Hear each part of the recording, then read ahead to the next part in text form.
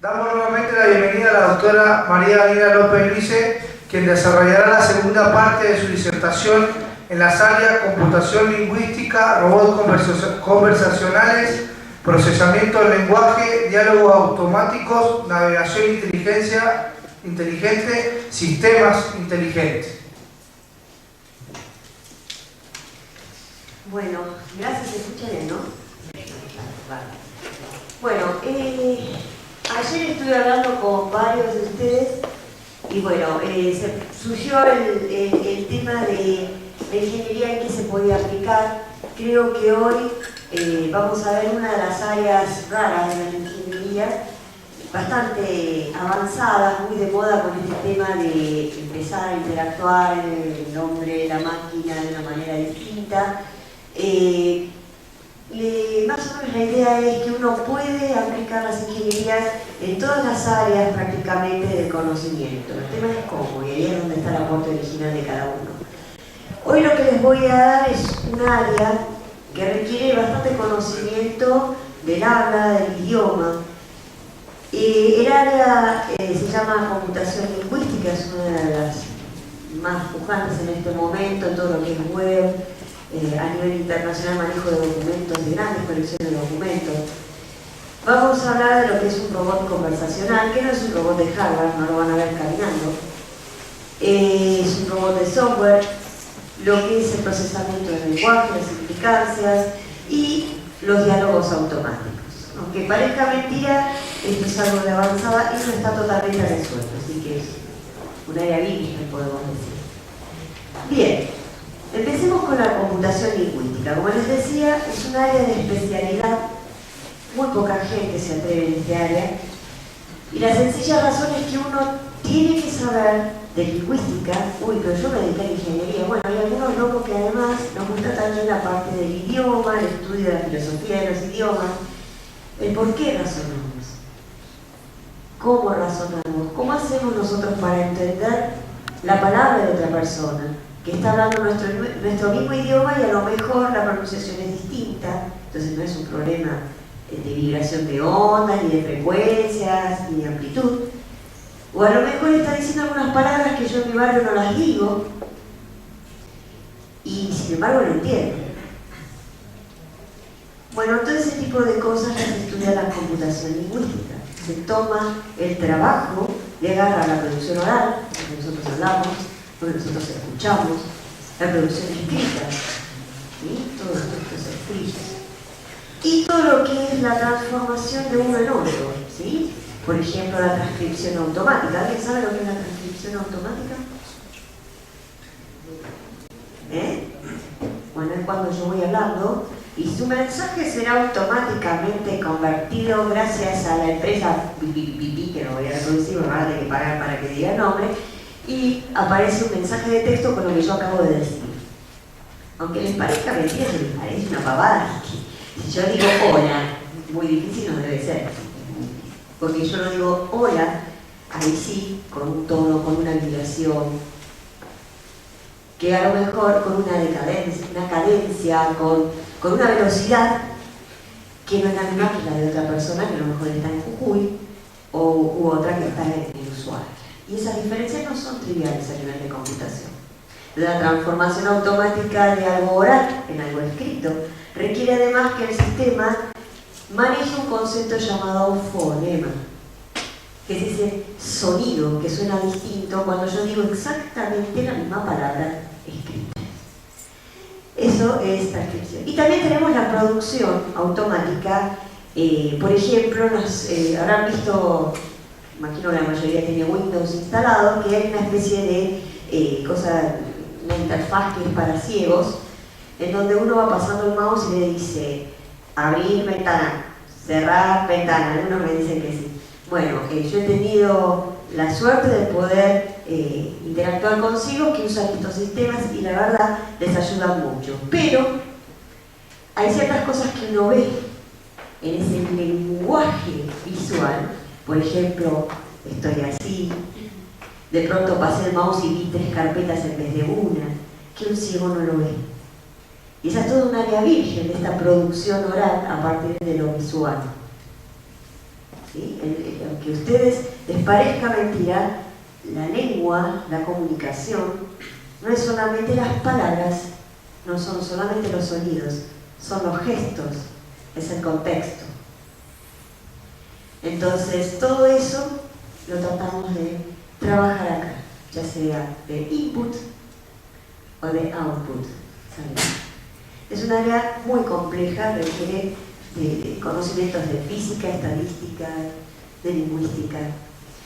En términos generales podemos decir que todo lo que es lingüística sumado a la informática se transforma en esta gran área. Pero no crean que es tan sencillo, también existe algo que se llama psicolingüística. ¿Qué les parece que puede ser la psicolingüística? Uy, qué complicación, y yo que solamente hablo y escucho. ¿Qué puede ser la psicolingüística? Yo tenía una novia psicóloga. Era una novia, claro, cuando empezó a hablar, la dejó, la colgó. ¿Qué puede ser la psicolingüística? Es los efectos que tienen las palabras escuchadas en nosotros. Me dijo, andate de acá. Ah, andate de acá. Andate de acá. ¿Qué efecto le produce cada una de esas cosas? Voy a ser actriz, no sé, no es lo mismo. Por ahí la reacción que ustedes van a tener, la interpretación, el mensaje que extraen de las mismas palabras, dichas de distintas formas, y la reacción que ustedes pueden tener. Digo, andate de acá. Y me dicen, bueno, dale, me voy. Andate de acá. Uy, pero ¿qué te pasa? Vení, contame. ¿Sí? O sea, el mensaje transmitido es distinto. Eso también, en teoría, porque no está muy bien logrado, se está tratando de implementar. Como hay algunos que lo estudian, y bueno, a través de robots que simulan gestos, ahí sí hay fierro, bueno, que levantan los fierros, que levantan las cejas, que mueven los ojitos, que tienen gestos con las orejitas, con las boquitas, que producen sonidos con distintas entonaciones y frecuencias para simular sentimientos. Todo eso tiene que ver con la comunicación oral. Todo eso es objeto de estudio de esta área. Bien. Para poder entender las subáreas, tenemos que entender la riqueza de lo que es la comunicación lingüística. ¿Sí? Cuando nosotros usamos el lenguaje, sabemos que está compuesto por un lenguaje corporal, un lenguaje sonoro, un lenguaje escrito. Puedo usar una combinación cualquiera de todos estos. ¿Sí? Lo bueno es que el lenguaje lo incorporamos desde que somos chiquitos.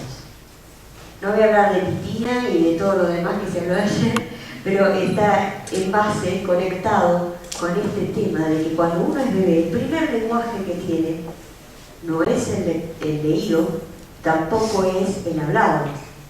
El primer lenguaje es físico. Y el físico lleva al oral y el oral lleva al escrito. El nivel de complejidad. Imagínense nosotros que queremos hacer algo tan ambicioso que requirió semejante evolución en los seres humanos en estas tres etapas, nosotros lo queremos hacer con una computadora. Bueno, por eso separamos los niveles de complejidad, los niveles de abstracción del mensaje en estas etapas. La fonética, fonología, donde hay parte de la física. ¿Cómo hago yo para formar una palabra oralmente? ¿A partir de qué sonidos? Fíjense que hay algunos idiomas en los cuales, por ejemplo el japonés, que no es lo mismo si yo inflexiono la palabra y subo el tono al terminar. Estoy diciendo una palabra que si empiezo a hablar y lo bajo, puedo estar insultando a alguien y yo le quiero decir buenos días. Y ni me doy cuenta porque cambia la palabra. Esas palabras, esos idiomas en donde la entonación, como en el japonés tiene 4 entonaciones distintas y cada entonación de la misma palabra exacta significa 4 cosas totalmente distintas. A eso se llaman lenguas inflexionales. ¿Sí? La palabra es la misma para nosotros, pero la forma de pronunciarla, la fonética, para ellos es importante en lo que es el significado o la semántica. Entonces, la fonética está muy estudiada, en especial en estas lenguas inflexionales. Acá hay mucho de física, hay mucha matemática en esta subárea. hay mucho de técnicas de sonido, onda. Lo que le sigue el nivel de complejidad es la morfología. ¿Qué es la morfología? Cada vez que yo hago una palabra, y ustedes juegan mucho con la morfología, en especial aquellos que son medio jugadores y dicen, no sé, ponele, yo tengo a mi marido que me dice siempre pototita, nadie se ría. Entonces, ¿qué pasa? Mi auto era el potautito. Y mi celular era el potocelular. Y yo tenía mis potoamigos. ¿Qué sería un potoamigo? ¿Alguien entiende lo que sería un potoamigo? Era un amigo de la pototita. Y vieron que todo el mundo lo entendió. Sin embargo, potautito, potoamigo, no es nada de ningún diccionario. Vayan a algún diccionario a ver. Si mi marido lo incorporó en la Real Academia Española, no creo. Pero ese entendimiento que ustedes tienen, que trasciende el diccionario, que trasciende todo lo que conocen, eso tiene que ver mucho como nuestro cerebro maneja la morfología de las palabras. Uno de los grandes padres de la lingüística es el profesor doctor Noam Chomsky, que si alguno trabajó en procesamiento del lenguaje natural, que es de lo que estamos hablando ahora, computación lingüística, trata del procesamiento del lenguaje natural, es una idea compleja. El profesor Noam Chomsky fue el que fundó esto, y su gran teoría era que las lenguas son generativas. O sea que si yo tengo una estructura sintáctica, sujeto, predicado, tengo un diccionario, ya con eso puedo hablar y genero todo el habla natural de una persona. Los años han dicho que tiene parte de la verdad, pero las lenguas no son totalmente generativas. ¿Por qué? Porque si yo produjera todas las palabras posibles con mis letras, posibles con lo que llaman sintaxis, con los sonidos, sería tanta la variedad de palabras que no las podríamos abarcar. ¿Ustedes tienen una idea de la cantidad de palabras con las cuales ustedes podrían salir hablando y más o menos interactuar con un compañero?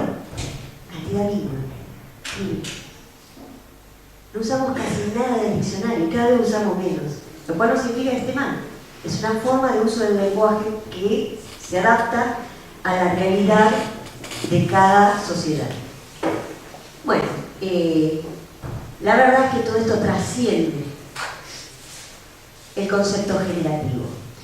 Y todas las técnicas modernas que hay, las actuales, se basan en muchos de los conceptos de Noam Chomsky y han malinterpretado sus dichos y su trabajo. Él mismo dijo, yo no hago semántica, lo mío pretende hacer una pequeña descripción de cómo empieza a verse o cómo se podría estudiar el lenguaje, pero hace falta todo lo que sería esta parte.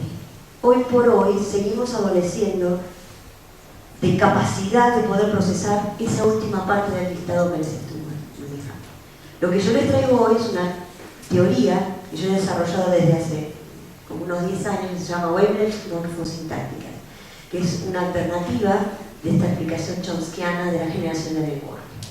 Y que no es ni más ni menos que una especie de modelo, de lo cual hablamos ayer, una representación, una simulación de cómo hace nuestro cerebro para manejar el idioma. Vamos a ver más. Sintaxis. Seguramente todos hemos sufrido con la profesora de castellano. ¿Dónde está el sujeto? ¿Dónde está el predicado? No sé. ¿Dónde estaba? Bueno, sintaxis es eso. Identificación a partir de las palabras dentro de una sentencia. Sujeto, predicado, verbo. Hoy por hoy, el 100%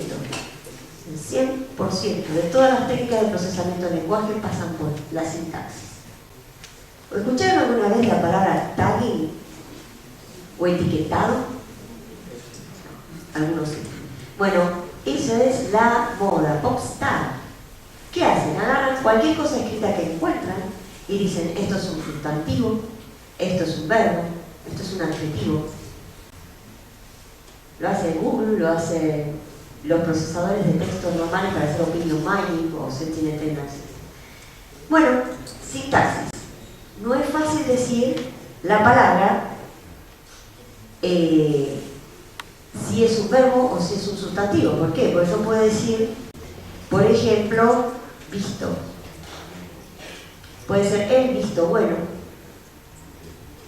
O bien, yo he visto como una acción en el pasado. ¿Sí? En un caso funciona como un objeto, como un sustantivo, y en el otro caso funciona como una acción realizada en el pasado. En una computadora, ¿cómo hago para enseñarle a diferenciar esto? Hoy por hoy, el 100% de las técnicas se basan en teorías de probabilidades. O bien, en pequeñas recetas de cocina de, si antes vino esto, y después viene esto, y además yo lo busco en el diccionario y tiene esta terminación, y de pronto... Y bueno, esos tipos de recetas de cocina, que son bastante voluminosas, también han sido ampliamente usadas en los robots conversacionales, que son programas de software que pretenden simular un diálogo humano. Antes de que alguno me lo pregunte, no existe ninguno que realmente lo haya logrado, ¿sí? Imitan bastante bien, pero en algún lugar la pifian. Después vamos a ver algunos diálogos y van a darse cuenta. Bueno, sintaxis. Semántica. La semántica es el significado de las cosas. La semántica es la información extraída que yo pretendo transmitir en mi mensaje escrito, oral o corporal. ¿Sí? Eso, supongo, mucha dificultad no tenemos. Lo que nosotros necesitamos es tratar de ver la ontología, o sea, la existencia del objeto externo, cómo se refleja en mi representación interna semántica, en mi entendimiento de eso que está allá. Hay todo un área, y durante mucho tiempo pues, confundió semántica con ontología, ¿no? La ontología estudia la existencia de los objetos externos, ¿sí? Y su impacto hacia nosotros. Y la semántica es nuestra interpretación de eso. Yo interpreto que eso es un atril con un micrófono. Otro puede interpretar que eso es un hermoso, que venga de Venus, es un hermoso mueble de madera que tiene un palito arriba. ¿Sí? Bueno, esa semántica va a depender de muchas otras cosas, es bastante difícil de utilizar. Hoy por hoy se utilizan lo que se llaman técnicas de contextualización. Los técnicos del área que llaman contexto, típicamente a utilizar 2 palabras antes, 2 palabras después, y utilizar una técnica probabilística, que dice cuál es la probabilidad que esta palabra signifique esto, dada que yo tengo estas palabras y estas palabras. Y la pragmática. Acá la pragmática es algo que va a tardar bastantes años, pero ustedes van a ser viejos y no sé si lo vamos a lograr.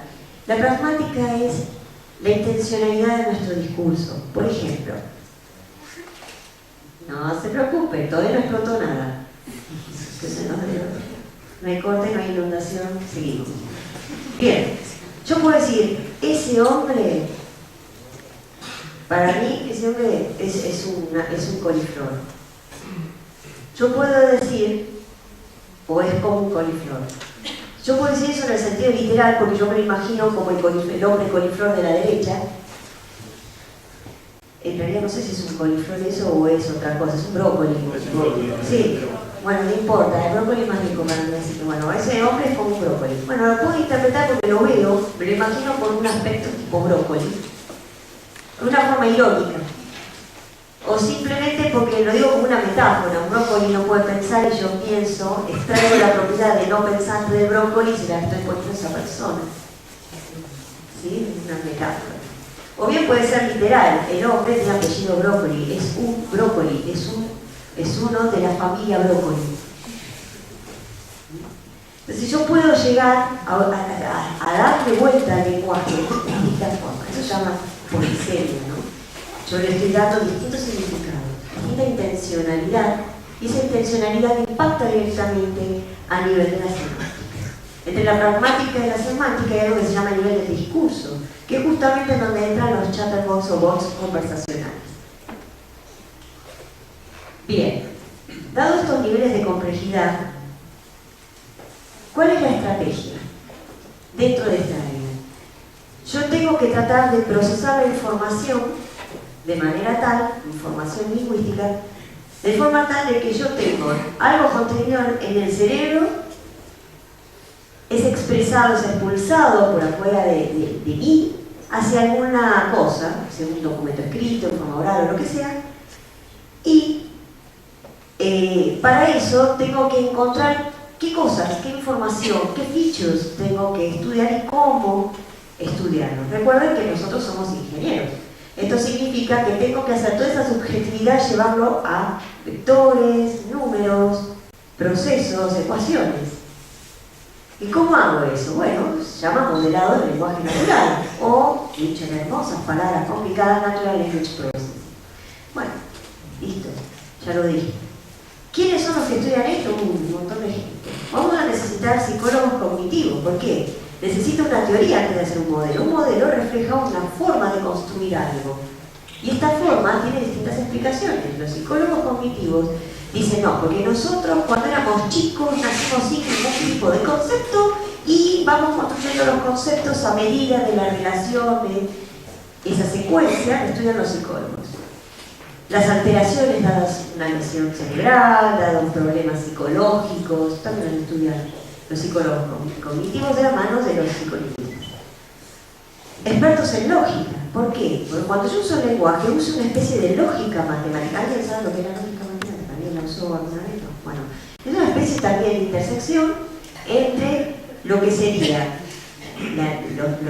esto de predicado, sujeto, todo eso extrapolado a la lógica tradicional. ¿Sí? Verdadero, falso, ¿sí? Lógica de primer orden, lógica de segundo orden, eso se ve en el secundario todavía, ¿no? O ya estoy como en la teoría de conjuntos, no, ya tampoco. Estoy muy vieja, me parece. Bueno, todo lo que es cláusulas de verdad, de falsedad, bueno, todo eso se lleva también, son parte de los mecanismos para decir, voy a ver cómo se manipula el lenguaje. Informáticos especializados en Information Knowledge, o sea, todo lo que sería teoría de la información, porque de última lo que yo estoy transmitiendo es información en mis mensajes. ¿Sí? El contenido del mensaje es una información que tengo que procesar. Y los lingüistas, ¿sí? Que acá son los que pisan fuerte, que es lo que me dicen cómo se estructura un lenguaje o cómo se puede llegar a generar un nuevo lenguaje con determinados no. ¿Por qué? ¿A alguien se le ocurre por qué cambia? ¿Qué es lo que hace que cambie el idioma? Ustedes cada día que lo usan lo están cambiando. ¿Alguna idea? ¿Cómo? Las personas. Cada persona tiene su propia forma de utilizar el idioma. También hay otras variantes. ¿Alguna otra variante se les ocurre? Perfecto. ¿Algún argentinismo que conozcan? Che. Y hay algunos, como por ejemplo las canitas en Buenos Aires. Che boludo. Che boludo. Las chicas. Che boludo. Hola, che boludo. Ya nomás la entonación así. Yo una vez creí que me estaban haciendo una gastada y no, era real. Y me quedé roja, que a mí mucha falta no me hace quedar de este color. Y yo estaba al lado y las miraba a las dos. ¡Ay, sí, qué linda! Y estaban hablando en serio. Yo decía, no puede ser así, es real. También he tenido la desgracia o la suerte de tener una excelente profesora de estadística en la UBA. Y me acuerdo que empezaba la clase a las 7 de la mañana en punto los días sábados. Y empezaba. ¿Qué dijo? Entrerriano. No despegaba los dientes ni aunque le pegara. Entender estadísticas a las 7 de la mañana el día sábado en esas condiciones puedo asegurar que es todo un desafío. Bueno, esas son variantes. Ahí tengo unas variantes fonéticas. El chebolú, que no sé qué significará, pero algo debe significar, no debe ser malo porque nadie se enojaba. A mí me dicen así, de un sopapo. Pero bueno, están cosas. Un día fui a viajar, tuve la suerte de viajar a Panamá por cuestión de trabajo, qué sé yo, y me dicen, ay, la pluma no anda. Y yo miraba la lapicera, no hay lapicera, ¿quién está hablando? La pluma no anda. La pluma era la canilla. De pronto voy por la calle y me empiezan, fula, dije, era la época por no me digo, fula, me están insultando. Yo le acerco a un francés y le digo, che, decime que nadie te escuche. ¿Qué significa fula? Para eso me había pasado 15 días escuchando fula por todos lados. Digo, decímelo suave, no quiero ir mi propio sentimiento. Y la otra vez dice, rubia. Estaba rubia, no sé por qué, todavía no, esa parte de la pragmática no lo he entendido si era algo malo o era algo bueno, pero dadas las condiciones infiero que había algo malo ser rubio porque justo a Noriega habían venido los norteamericanos, habían bajado los muchachos con unas pequeñas armas de juguete, digamos, bueno, no siento como algunas cosas raras, pero bueno, a lo que voy es que evidentemente ser rubio, la palabra rubio, pero jamás lo había interpretado como ser un insulto, bueno, ahí era un insulto. ¿Sí? Y me estaban insultando con una palabra perfectamente en castellano, si la buscan en el diccionario no significa nada malo. Hasta ese día para mí tampoco. Bueno, entonces ahí tenemos. ¿Qué otras cosas pueden llegar a cambiar en un idioma? La diversidad cultural. Perfecto. Yo soy ingeniera y me explico con términos como psicolingüística y por ahí le voy a un artista que nunca se cruzó con un loco como yo y le hablo de psicolingüística y venía una cara de vaca que me pasa el tren. Que te recontra me va a contestar, por las dudas. Te habla el idioma y no lo conoce. ¿Cómo hablar en otro idioma? Está todo en el diccionario, juro que está todo en el diccionario. Entonces, la diferencia en la formación cultural del país, todos hablamos castellano en Latinoamérica, casi todos, pero nada más gracioso que escuchar en un aeropuerto un venezolano hablando con un colombiano y que los dos no se entendían. Y eso que está bastante cerca además, pero bueno, si entre ellos no se entendían qué pasaba. Claro, los dos estaban hablando, los dos eran de sectores muy tierra adentro y se ve que hablaban los dos con un slang, con una especie de dialecto. Los dialectos, cada día, además, ustedes construyen una variación del idioma. Yo no puedo ir con un diccionario estático de la Real Academia Española y con un montón de estructuras sintácticas, como si esto fuera algo estático, y pretender hacer lingüística. No estoy procesando el idioma real, el idioma practicado. Estoy haciendo la teoría de la Real Academia Española, que, dicho sea de paso, todos los días se apresuran a hacer un cambiecito nuevo. Por ejemplo, esto de presidente y presidenta, sin entrar en cuestiones políticas, ¿sí? Gentilicio es un masculino. Toda la vida fue presidente, donde hay un solo hombre y 500 mujeres. Nos tenemos que bajar el castellano de la ¿sí? Eso de estar diversificando el idioma es porque el idioma, la lengua que practicamos, cambia. ¿Y cambia por qué? Porque es un reflejo de las conductas sociales y culturales de una sociedad. Y las sociedades no son estáticas. Creo que vamos a convenir que hoy por hoy a ustedes les gusta bolichear de una forma que si yo me hubiera imaginado a la de ustedes. Y esto de que hablabas de poner los parlantes casi en los oídos, y yo, me decían eso y nada, ni escucharme, no. O el tipo de música, o simplemente estar todo el día chateando con el Facebook. Cuando yo era chiquita, no hace mucho, ¿qué pasaba? El Facebook no existía, además el internet lo usaban unos pocos. ¿Sí? Lo mío era empezar por el mainframe, pero como yo soy bien chiquita, quería empezar por las cosas grandes. El mainframe son máquinas muy grandes. Mi primera computadora entraba en una cosa como esta. Los cablecitos así eran así. Los disquitos eran así.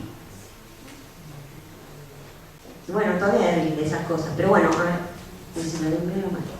El tema es que esto no es algo estático. Entonces estas estrategias también tienen que adaptarse. La única forma de hacer una adaptación dinámica es no partir del concepto estático, sino que todo esto a su vez aprenda dinámicamente, inteligentemente, que hagan un aprendizaje automático, un machine learning, que, casualidad, ya lo mencioné, es una de las áreas de la inteligencia computacional.